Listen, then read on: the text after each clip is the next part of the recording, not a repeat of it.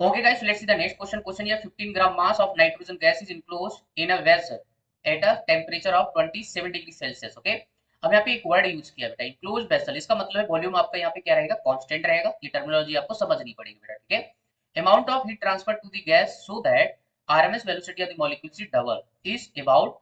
And this question ये asked in JEE 2019. R की value यहाँ पे दे रखा है 83 जूल पर केल्विन पर मोल, ठीक है. ऑप्शन आपको दे रखे just to can see guys. Let's see the solution बेटा, समझते हैं यहाँ पे इसके कॉन्सेप्ट को. तो हमें यहाँ पे क्या गिवन है, टेम्परेचर, ठीक है, कितना 27 डिग्री सेल्सियस. तो इसको केल्विन बदलेंगे तो कितना हो जाएगा, 27 प्लस आपका 273 इक्वल टू कितना हो जाएगा, 300 केल्विन.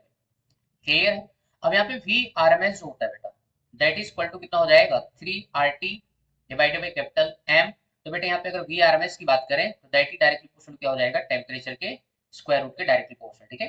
सो यहाँ पे क्या बोला है भाई, स्टार्टिंग में देखो टेम्परेचर कितना है आपका 300 केल्विन, ठीक है. अब जब आपके पास ये आरएमएस डबल हो जाती है तो वहां पे टेम्परेचर क्या होगा वो आपको देखना पड़ेगा. तो यहाँ से हम क्या लिख सकते हैं, V1 divided by V2 equal to आपके पास square root of T1 divided by T2. Clear है, दोनों साइड का आप चाहो तो स्क्वायर कर सकते हैं. तो हमारे पास क्या हो जाएगा, V1 की जगह V लिखना है और V2 की जगह यहाँ पे डबल कर देना है, ठीक है. का square equal to 300 divided by आपका क्या हो जाएगा T2, ठीक है. तो V ने V को मार दिया, तो बेटा टेम्परेचर जो होगा that is equal to 4 times of 300. बोले तो इनिशियल टेम्परेचर का 4 टाइम्स हो जाएगा. यहाँ से टेम्परेचर आ जाएगा 1200 केल्विन, ठीक है. अगर टेम्परेचर डिफरेंस निकाले तो T2 माइनस T1 बोले तो हमारे पास क्या हो जाएगा, डेल्टा T. इसकी जरूरत अपने को पड़ेगी. तो 1200 माइनस 300 तो आपके पास हो जाएगा 900 केल्विन. क्लियर है, इसकी जरूरत अपने को एनर्जी निकालने में जो है पड़ेगी, ठीक है. पास जो एनर्जी हो जाएगी, हीट हो जाएगी constant volume, that is NCV delta T. Clear है. यहाँ पे वॉल्यूम जो है आपका बेटा क्या है, कांस्टेंट है, उसने इंक्लोज वेसल बोला हुआ है, ठीक है. तो ये हो जाएगा. अभी एन क्या है, नंबर ऑफ मोल्स. तो मास आपको दे रखा है कितना, गिवन मास 15 ग्राम, ठीक है, divided by molar mass of the nitrogen कितना होता है 28. क्लियर, ग्राम पर मोल. तो हमारे पास ये हो जाएगा.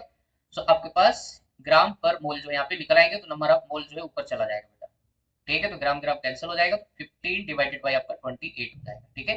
यहाँ पे सीवी क्या होता है बेटा, F divided by 2 into R. F क्या है, डिग्री ऑफ फ्रीडम. अब नाइट्रोजन कौन सी गैस है, डायटोमिक गैस है. तो डायटोमिक गैस के लिए डिग्री ऑफ फ्रीडम कितना होता है, 5 डिवाइडेड बाय 2 इंटू आर, ठीक है. आर की वैल्यू दे रखा है, सो डेल्टा. ओके, सो ये सारी वैल्यू जो अपन यहाँ पे सब्स्टिट्यूट करेंगे तो डेल्टा क्यू इक्वल टू कितना हो जाएगा, एन की वैल्यू आपके पास यहाँ पे 15 डिवाइडेड बाय 28 और सीवी की वैल्यू 5 डिवाइडेड बाय 2. आर की वैल्यू बेटा 8 पॉइंट यहाँ पे 3 रखना है, ठीक है. वहां पे 83 नहीं है, 8.3 होगा, राइट.